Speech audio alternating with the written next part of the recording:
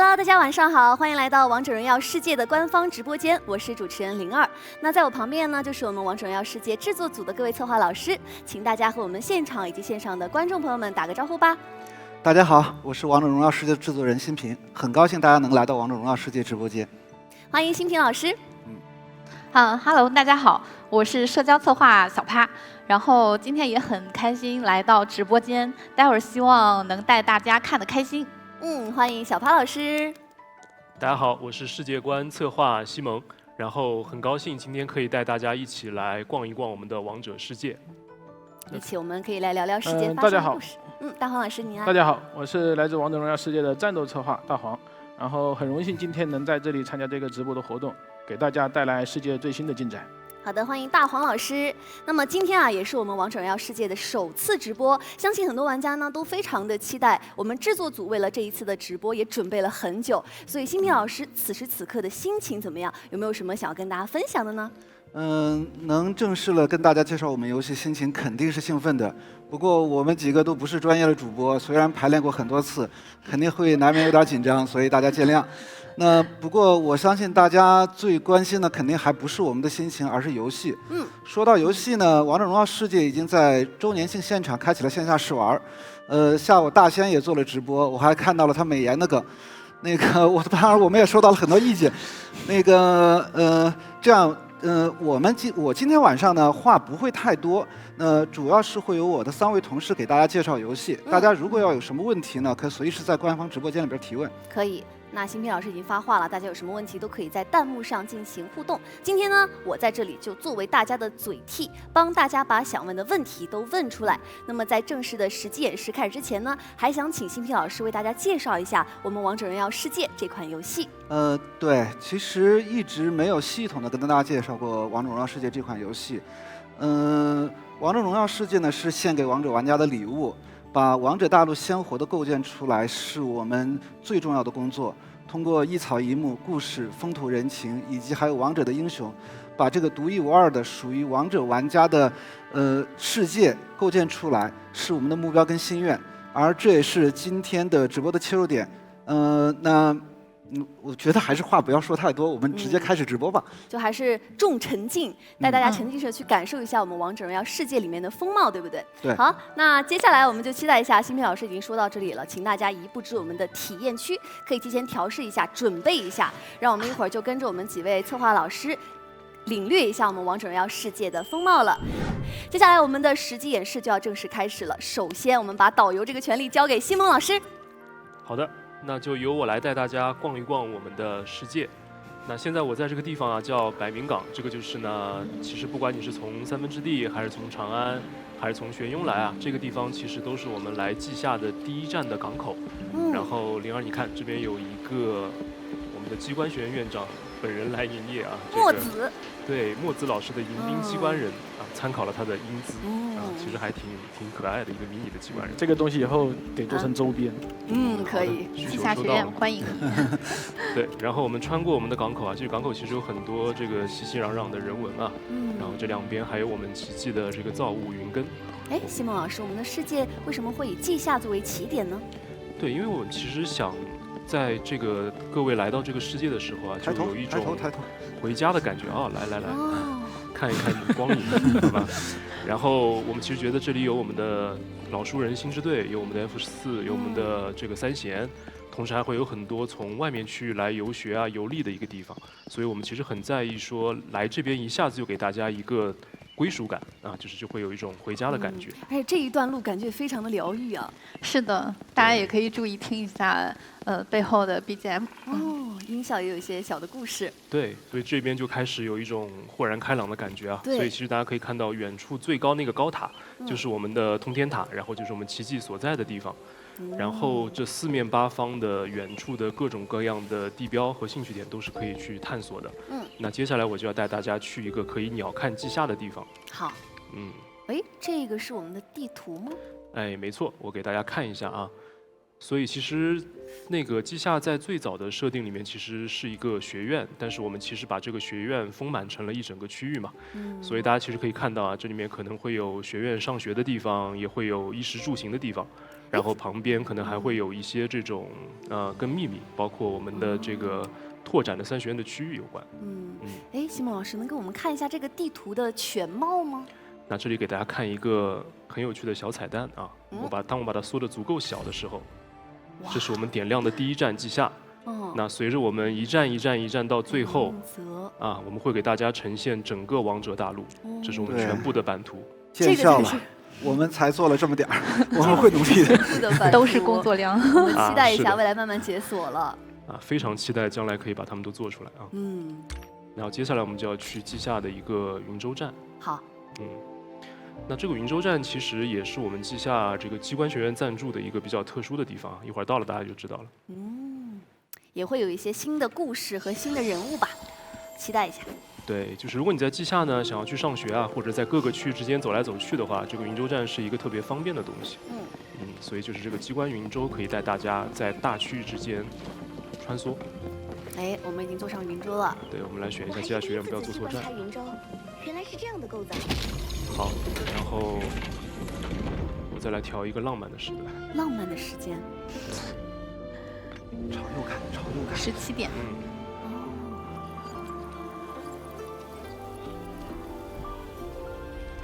好，让我们向右看。大家可以看到，这个夕阳下的这个区域就是我们的风云野。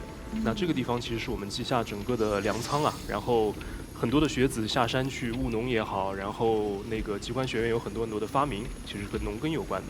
所以大家可以天上飘了那几个小小的这个集云龙啊，就是用来灌溉的一种机关的农具。我们看到天上飘的那3个就是农具，对吗？对，没错。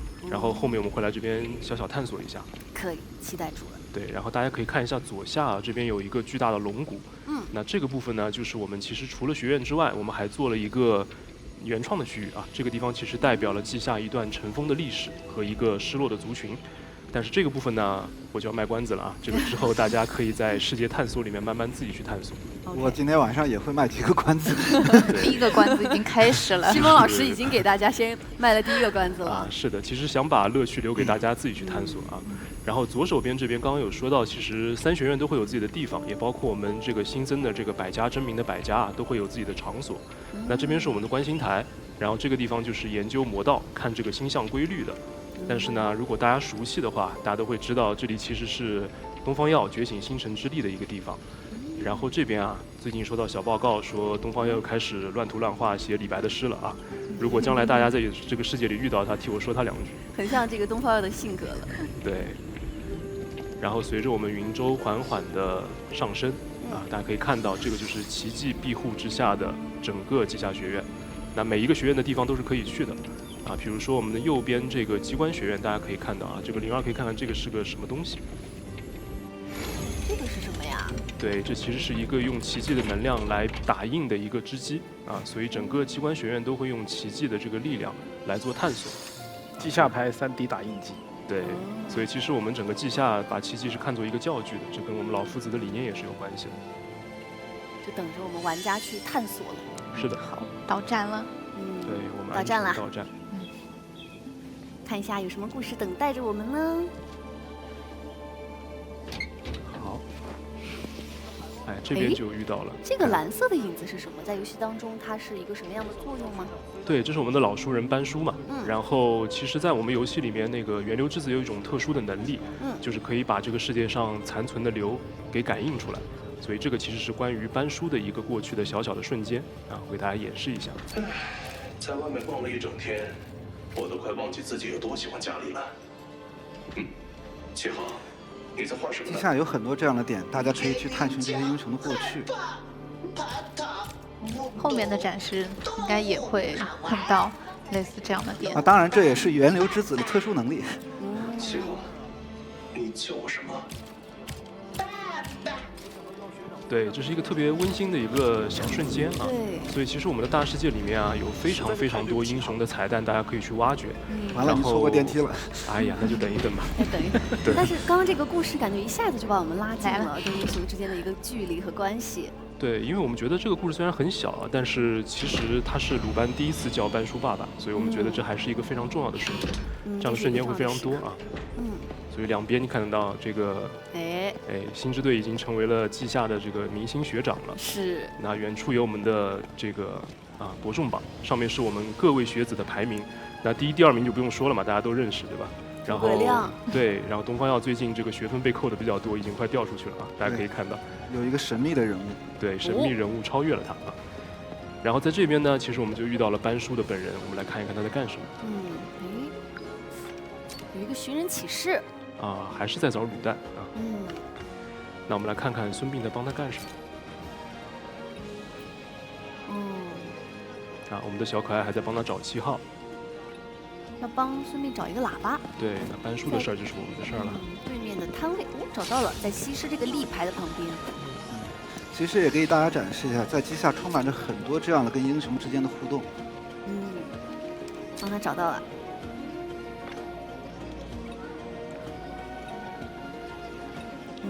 对，然后这样的话呢，就天南地北的学子都会过来帮忙了。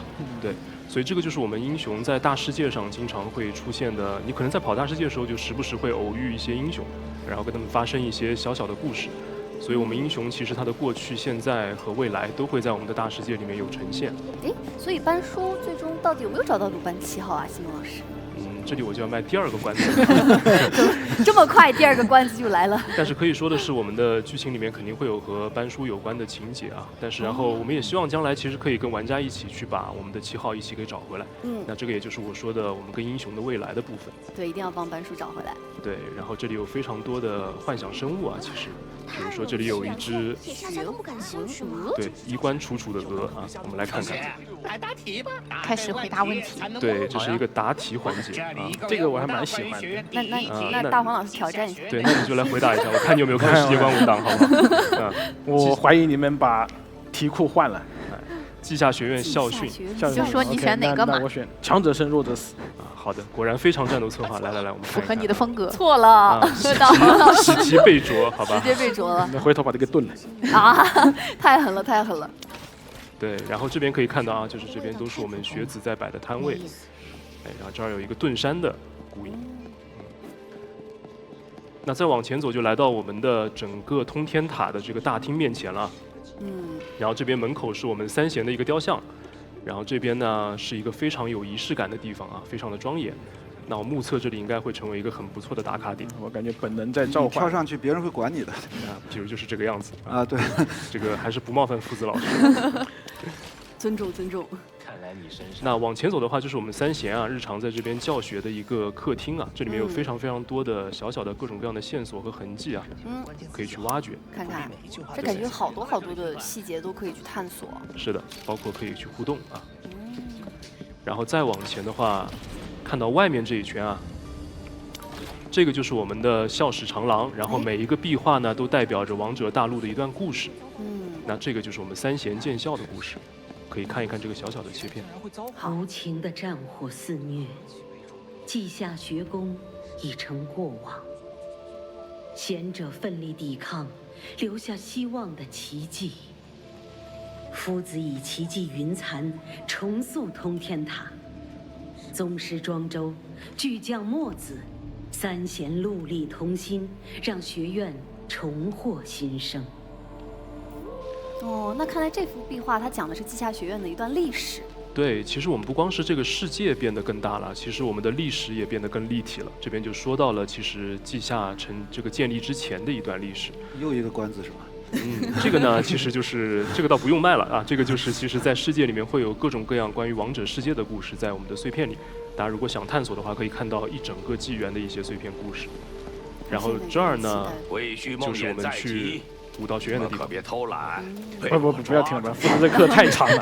夫子放心。来，我们跟夫子老师打个招呼啊，改天再来上课。但是如果大家想跟3贤来上课的话，其实在各个学院里面都有机会啊。快溜！可以到游戏里去体验一下，在游戏里可以体验一下很多大师课，对。对。大师课等待着我们。然后这里就是夫子的教室嘛，然后大家可以看到这个墙上就有非常熟悉的大家这个日常出装是吧？还有我们钟无艳的这个迷你版的碎星锤。然后这儿有一个信啊。这是什么？啊，这个一看就知道了。姬小满的请假条。对，姬小满啊。不愧是小满啊。对。又摸鱼了。然后我们再往前就会看到，哎，我们就遇到了庄周老师本人啊。其实这是他的魔道分身啊，他用分身的方式在这里教授魔道术，然后我们可以再教这个梦的魔道啊。所以如果你平时在大世界里逛呢，说不定时不时就会跟英雄有一场偶遇。对，所以其实，在王者世界里面有很多感觉跟英雄的这种小故事和小彩蛋，可以去挖掘一下。对，这其实就是他们生活的地方。就感觉会更了解他们。是的，所以大家平时不要忙着只做主线，可能也确实是可以去大世界里到处逛逛。可以和英雄交朋友，对，多和他们聊聊天。是的，然后最后这个地方呢，就是我们机下刚刚说的我们的奇迹云蚕的地方，所以这个是12奇迹的第一个奇迹。而且在入学的时候呢，各位源流之子都会把自己的流注进去，然后开启他的冒险。所以这里就是我觉得我们玩家在这里展开冒险的第一步吧，就是这样一个地方。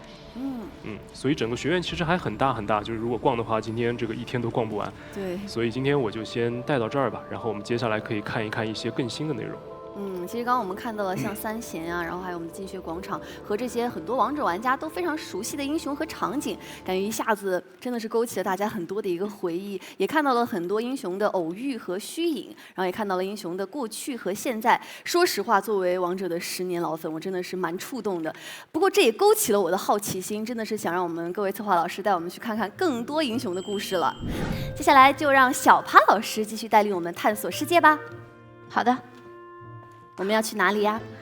我们要去双云镇，其实是和前面西蒙给大家讲的是一个很不一样的地方。但我们今天主要体验的是在双云镇耀的家哦。我们要去耀的家里。对。瀑布下面其实大家就已经能看到双云镇的大概的一个面貌了。其实我们在构建一个真实可信大世界的同时，不只是有前面大家熟知的像稷下学院这样的地方，也有非常生活化的像双云镇这样的地方。对，双云镇还蛮热闹的，我最喜欢这个 NPC 了，是吗？这里是双云镇的大戏台，对。是的，因为这里也是百家学子，大家也是比较生活化，生活在这里的一个地方，所以其实从这里还是能看到很多有一些那个才艺表演。他们可以说也都是耀的邻居了。对，从这里其实还能看到往上看刚刚大家看不到的瀑布景色。换了一个视角。对，刚刚我们是在其中嘛。对。这个瀑布下会有人在练功吗？就像那个武侠片一样。其实那里东方耀练功就在那儿。对，是东方耀试炼的地方哦。东方耀在前面等着我们，我们找到他，跟他去家里看一看。可以。看他家里有些什么好玩的。他居然在这里看评书。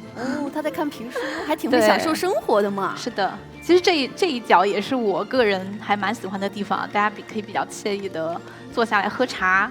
然后听评书。我怎么没见过？走，我们跟上东方耀去家里看吧。其实我们今天线下大家也能直接实景体验到东方耀的家哦。哎，这里就是东方耀的家里了。我们到了。我先看到了武器架。对，其实他挺珍爱他的武器的。确实看起来是摆放的最规矩的一个地方了。其他的地方很有男生宿舍的味道。比如像地上乱放的书。其实东方耀是一个，就是你看家里有很多小说的绘本，他个人是一个非常疯狂的小说爱好者。今天下午线下应该体验到东方耀的绘本了。是的，之后在游戏里其实大家也能体验到他个人的，就是和他有关的故事哦。这里我也卖一个关子。小趴老师也学会卖关子了。OK， 我们继续往前。这里有一个相册，大家猜一猜，这里是东方耀和谁呢？这个是耀吧？那如果是东方耀的话，另位应该是静吧？这个简直不用猜了。这个感觉答案已经呼之欲出了。哎，也确实，这里是东方静，然后一直是耀在成长路上的榜样。他真的很崇拜李白。哎，对，墙上挂的画，包括旁边的衣服，其实我还看到有一个大大的奖杯。这个奖杯其实是那个《归去梦魇》的冠军奖杯，其实耀曾经也是冠军。星之队设计的吧？大家平时看他性格比较大大咧咧，可能还觉得有点不靠谱。实际上他在关键时刻还是一个蛮靠谱的队长的。而且他奖杯放的这个地方也放在很高处嘛，感觉是想好好珍视它。李白同款。李白同款套装。哎，那他会 cos 李白吗？你想试穿的话，我也想知道。再卖个关子，又卖关子了。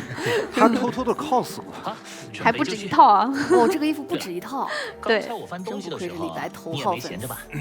别以为我没注意到。是不是在欣赏本天才的收藏品？确实，天才。其实每一个选项后面都代表着一个故事。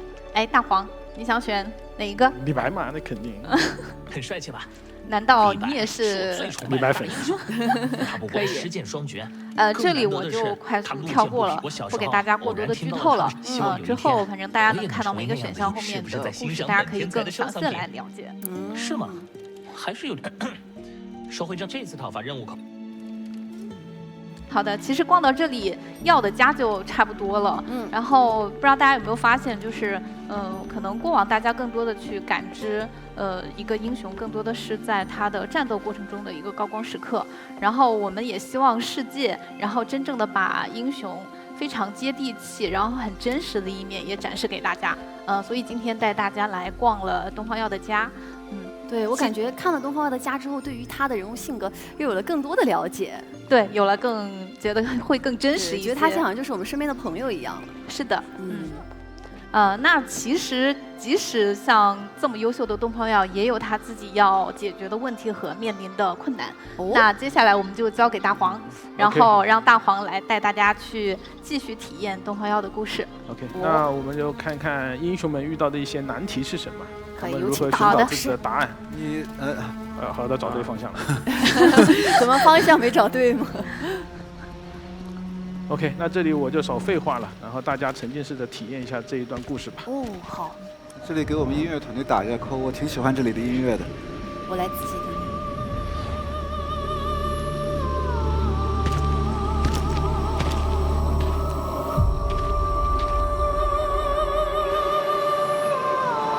壮志凌云冠九霄，大家今日成英豪。孔武英勇藏巨计，一日谈飞花龙就。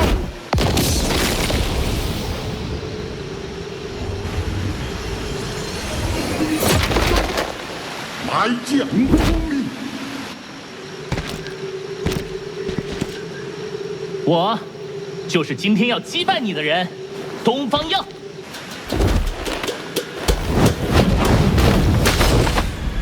你新东方？怎么，本天才的大名已经传到藏云谷里了？叫我毕生最恨，就是新东方的我。几次头颅啊，那就放马过来。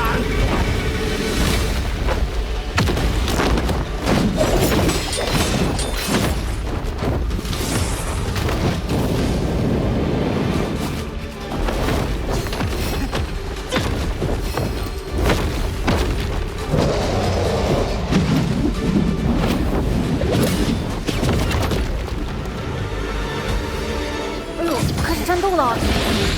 大黄老师，您戴上眼镜，专注在操作了。我进入认真模式。OK， 那有什么问题，西蒙来回答。那我现在问一下西蒙老师啊，哎，刚刚这个 BOSS 其实还蛮特别的，他虽然看起来是一个猴子的形象，但是他还说了一些方言，感觉很壮观的感觉啊，能跟大家讲讲这个设计背后的想法是什么吗？对，因为这个 BOSS 啊，其实是来自于我们三分之地属地的一个魔种。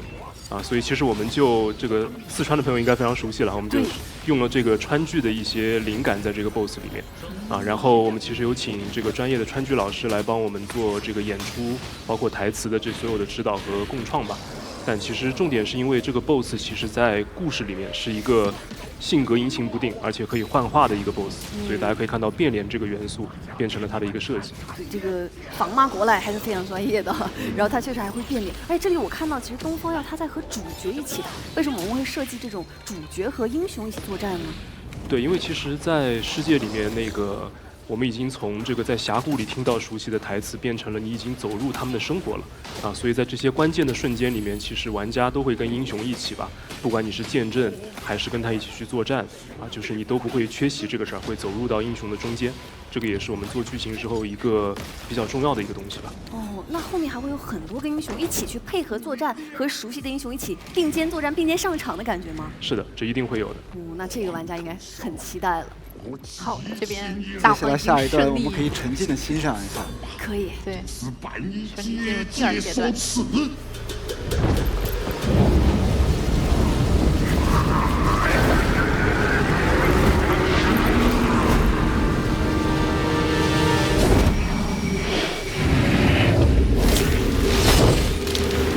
东方家，谁能抬翻？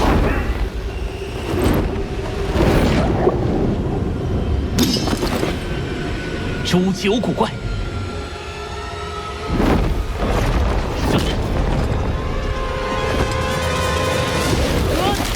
糟了！云生，你的对手是我。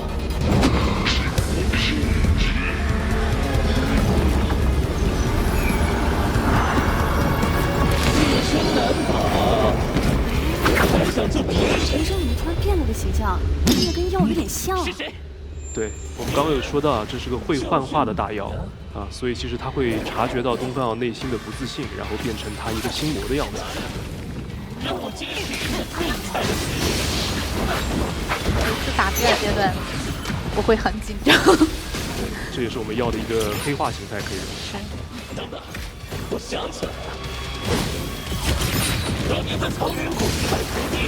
要面对的问题。对。还要解决的难题，现在就看大黄老师能否操作成功了。相信大黄老师。大黄老师刚刚在操作前默默拿出来把眼睛盖上，这个细节我注意到了。这才是本体。虚张声势，看见！验体就是验体。大。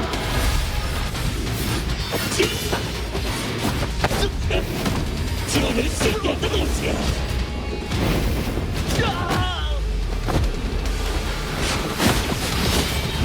星辰之力，星辰之力，星辰之力！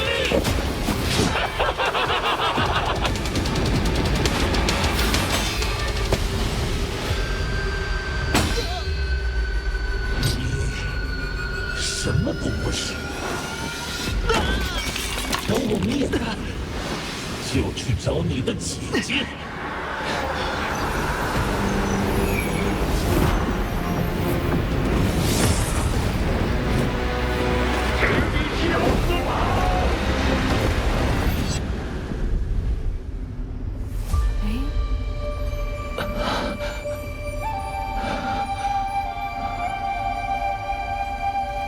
姐姐来了，要放弃了。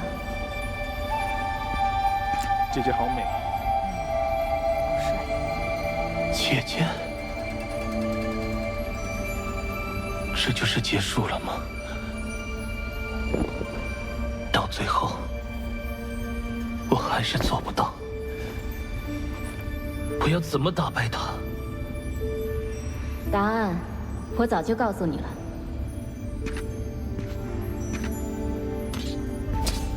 还记得吗？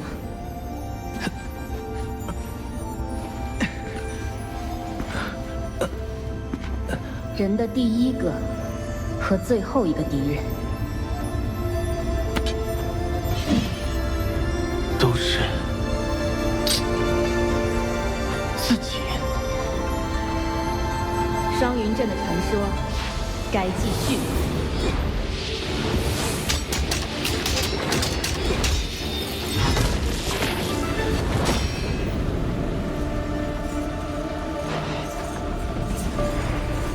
来吧，云生，你不是喜欢演戏吗？我来告诉你，东方耀的戏该怎么演。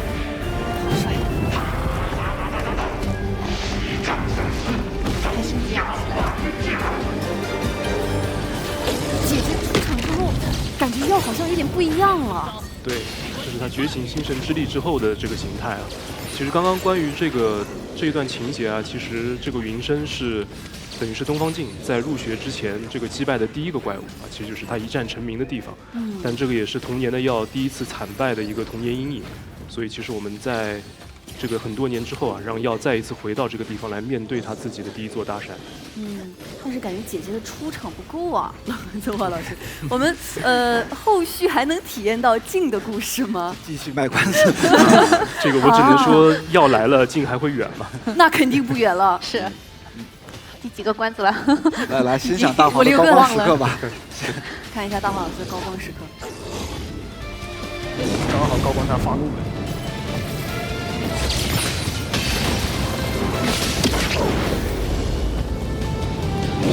哎呦，太痛了！你不要翻车啊！压力好大。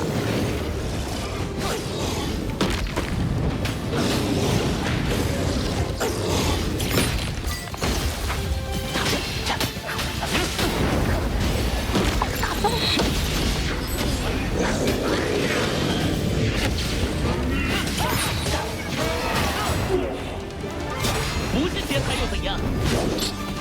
最喜欢的台词要来了。就是今天打败你的人。哇，这个画面光荡开宇宙，真的是。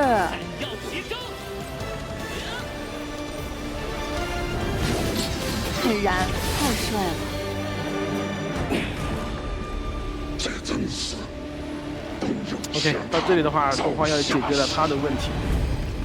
那接下来的话就感觉他也是得到了成长啊，打败了他的心魔。我觉得到时候我们玩家朋友们真的也可以去体验一下，听一下那句著名的台词。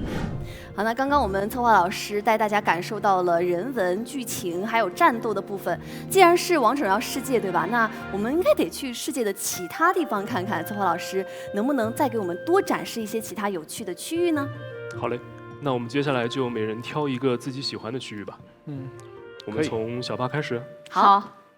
哎，我这边挑的其实是刚刚西蒙前面有提到，我挑了风云野，然后我觉得可以灵儿跟我一起来逛一逛风云野这个地方。可以，我也来感受一下。对，这个就是我们刚刚看到天上飞的那3个农具下面的那一块地方，对吧？对，这里有大片的麦田，还有右边其实是风云野的村子，我们可以进村去逛一逛。这里有一种丰收的喜悦啊！对，这里还挂满了很多灯。这个是鱼灯吗？对，其实它代表了年年有余，一个非常简单质朴的一个愿望，非常好的寓意。对，这边其实之前星之队也曾经到过这里哦。我们看看他们要干嘛。原来是对他们正商量着要带风云酿，然后给班叔。风云酿是什么呀？风云酿其实也是风云野的特产。对，因为风云野其实是盛产美食和那个佳酿。有机会也要去品尝一下。对。之后其实待会儿可以带大家来祈福，也更多的感受一下风云野的风土人情。这还有很多小摊儿，这是。大饼，这个还熟悉，站上了。东方耀最爱的风云大饼。是的，风云庆典一般，还是非常隆重的被举办的。都有点看。你看这里还有很多表演，哇，生活还是非常的丰富和惬意。对，这里也有，也有一些神奇的生物等待着我们了。我们现在就不答题了。想答题的倒是可以去答一下。这边有一个公告栏，公告栏原来是准备筹备风云庆典，还有就是农忙征集哦。农忙，他们学子是怎么去帮助农作的呢？对，其实这边就是我刚刚说的，这里其实是一个特别有我们这个乡土情怀的一个地方吧。所以其实稷下会把这个天地当做一个课堂，然后鼓励学子下山呢，一边务农。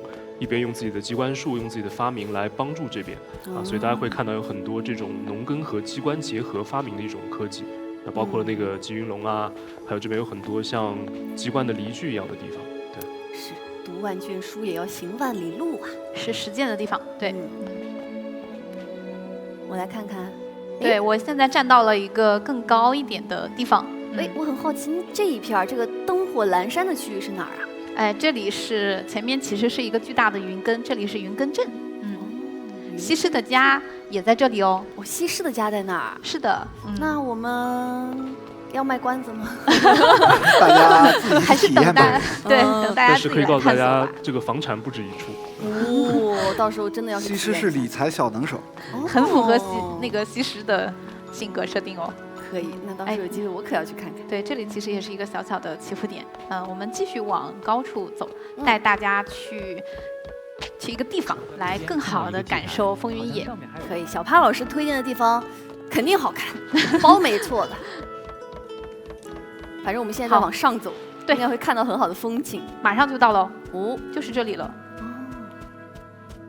我来调整一个时间，最佳观赏的时间，对吧？对，是我们很浪漫的17点，又是17点，神秘数字。对。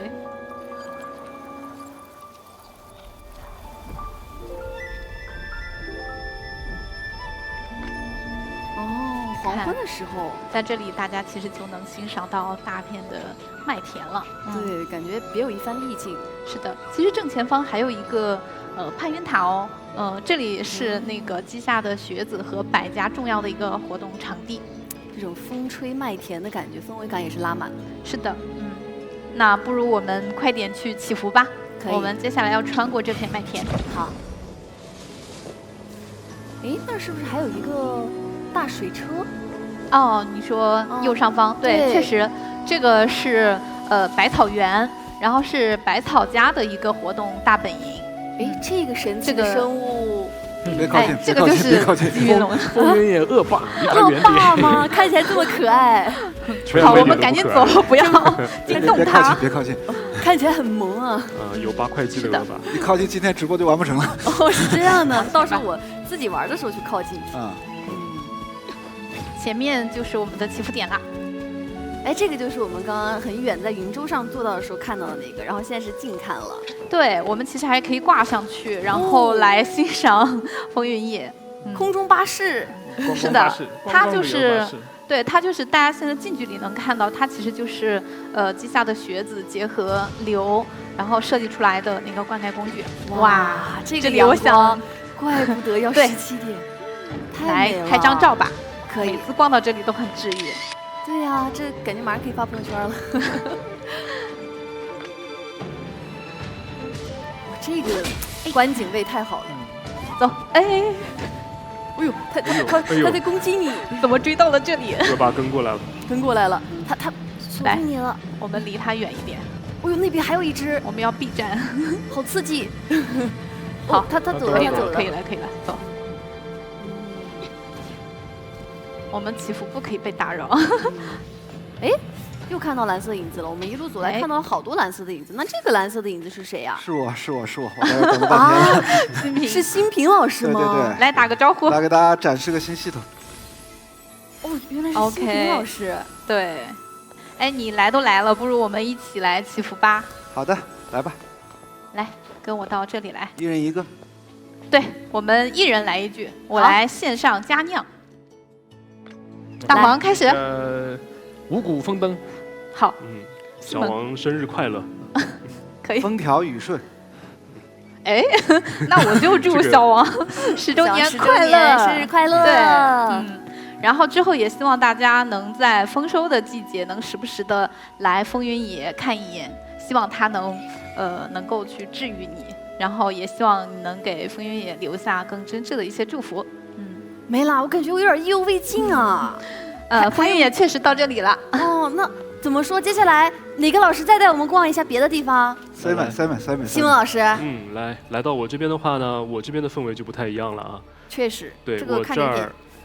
我这儿其实是一个非常宏大的一个地下世界。对，一下子从治愈风到了一个不一样的这个氛围啊。对，因为我这边的主题是失落的秘密啊。其实我们稷下除了地上以外，它其实是一个立体的大世界，所以在地下也会有这样的结构，它其实是一个非常巨大的可探索区域啊。然后我在的这个柱子呢，其实有3根，这个3根撑天柱，最后会撑起啊，就经过探索之后，它最后会导向我们的这个主柱。所以我给大家可以快快的演示一下啊。我们现在来到地下世界了，对，感觉也有很多的危险在等着我们啊，很神秘的一个空间。这是非常神秘的一个被遗忘的区域。闻到了卖关子的味道。是的。大黄老师已经预判了。但是可以给大家小小透露一下，这跟我们一个英雄是有关系的啊。哦。然后大家可以看到啊。猜呀。对，然后来到这边之后呢，其实就是我们会通过探索打开这座巨塔，然后这是最后一座。对，然后在激活之后，我们这个能看到你刚刚说的这个。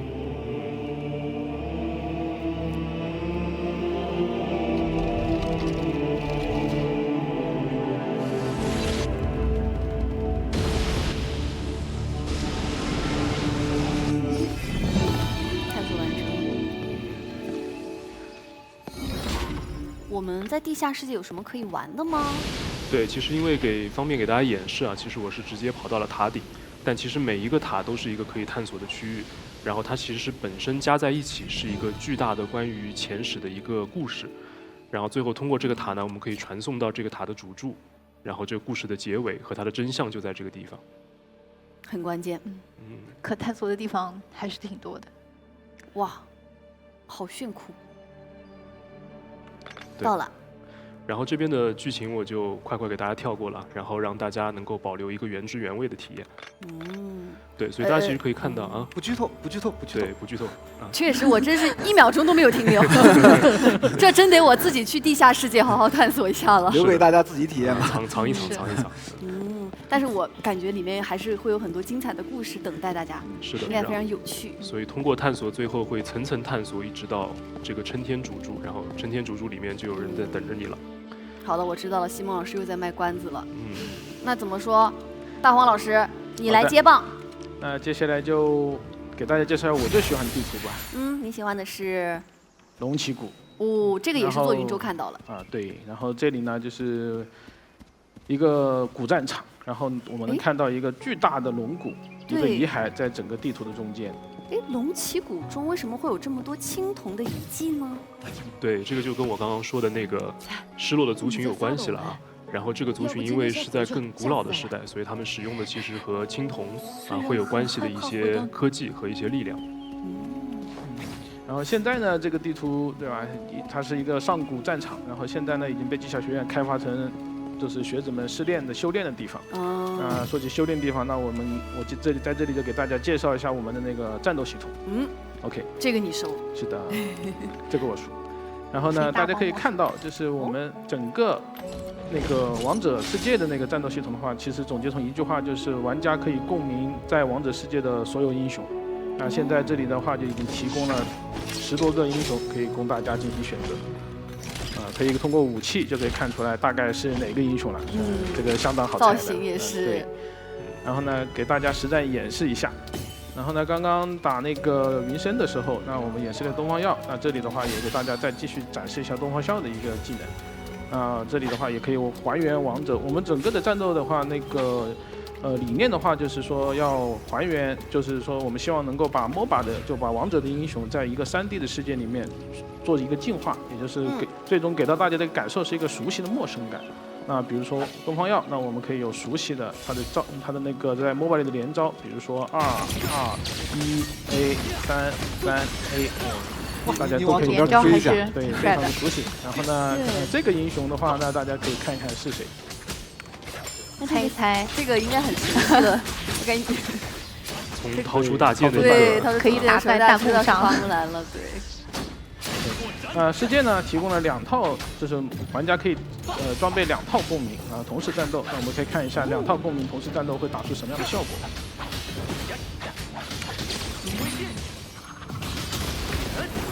哎呀，不好意思，很真实，很真实。所以他的这个连招都不局限在一个英雄身上，是的，它可以切换一下。对，更多的连招嘛，就期待玩家更多自己去探索跟发挥了。OK， 所以他们可以去装备2个英雄的共鸣，对吧？对，是的。我刚刚看了，其实空中连招挺帅的，但都是近战英雄嘛，有没有什么我觉得远程英雄的搭配可以给大家也去展示一下 ？OK， 那选2个我比较喜欢的下路组合。下路组合，对，一个是共鸣到一起。对，共鸣到一起，一个是孙膑，刚看到了，然后还有一个是我们的猎炮小子萌亚，哎呦，孙膑萌亚，这火力全开了呀！是啊，哎呀，他就说让你往这推一下，先被打了，我不该惹他。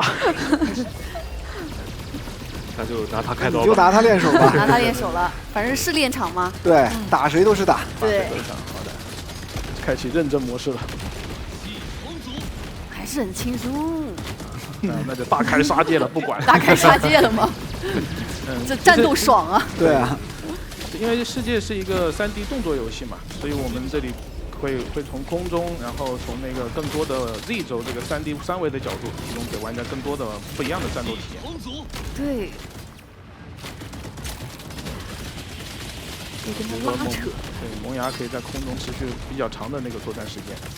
哎，不过注意到我们目前展示的这个形象，好像还都是源流之子嘛。我如果说想在世界当中去变成英雄的样子，是可以的吗？是可以的。我先把他打死。好。重力战斗。必须要打爽。这个连击好爽啊。OK， 那灵儿，你想试试哪2个英雄呢？我想想啊，我觉得王昭君。首先，我觉得他的建模很好看啊，王昭君我觉得得先选上，再来一个，因为我平时玩发一路的话，可能拿伽罗比较多，要不就王昭君跟伽罗组合一下。好的，2个美女。OK， 那现在大家看到的应该还是主角的形象，那接下来的话，我们稍微设置一下。那这样的话，大家就看到了我们熟悉的英雄的造型了。太美了。然后同样的，在这里的话，可以给大家展示一下他们战斗的一个节奏，还是很熟悉的感觉。那2技能破魔之戒，然后大招开领域，长弓渡灵。那昭君的话也是一样的一个体验，那跟王者实际上一样的，2技能冰冻，1技能，3技能盾。他把草都冰住了。是的。这么细节，我们也希望从整个世界战斗跟那个世界的那个交互，给到玩家更多一些比较细腻的一些体验。啊，这一块的话，我们会更加努力。有那种真实体验的一个感受，身临其境的感觉。OK。对，其实看到蛮多熟悉的英雄啊。那我们还能看到更多英雄的一个出现吗？那没问题，那个兄弟姐妹们，我们上线，然后我们去打个野。来了，海带。展示多一点的英雄战斗。好的，陈梦岛集合，陈梦岛来了，集合，准备团战。开黑了。现在大黄老师一会儿会给大家布置一下吗？那必须的，这个 BOSS 还是有点难的。哦，还是要布置一些战术的哈。是的，你们到的好快哦。那个先下去组队。如果这把翻车了，玩家们见谅啊。不至于。那我们要为不翻车努力啊！大黄，你过来，我们先交汇一下。我还以为说要是翻车了，就得怪大黄老师这个布置。阵容上、战术上的一个安排。OK， 那我来玩凯。那个对抗，然后主对抗，然后西门和新平主强攻，然后小趴的话就辅助。哎，好，都有了，就靠你奶我们了。希望我能给力。好的，又有前排，又有输出，还有辅助。我先换一下那个共鸣。我们现在4位老师都在操作中了。好的，都准备好了吗？设定好，准备好了。来，等，我还没有，我要换上凯爹的形象。看就很抗揍，感觉看起来会更有信心一点。是的，好，来开始了。沉浸式体验一下。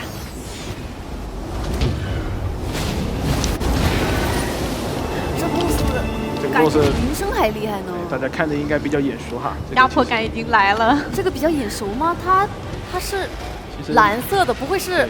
大家玩王者的时候，基本上每一局都要打它很多次。对，但是我们打它很容易啊。对，但是这里的话，世界把它做成了一个 BOSS， 实际上就是除了峡谷都叫爸爸，这就是我们的蓝爸爸了。哇，蓝爸爸在世界当中有点猛啊！在世界中重拳出击了，真的蔚蓝神兽。再召唤一个他的兄弟跟他一起。红爸爸也这么大一只。是的。哇！这太炫酷了，这感觉这还是我平时看到的蓝 buff 吗？这也太强了！大家现在就是在激烈的团战中。快！哎，打兵，打！拉扯。好，离远一点，大家远别再拉扯。快，离他远点。好的。打不过。哦，有伽罗换伽罗啊！然后开始指挥起来。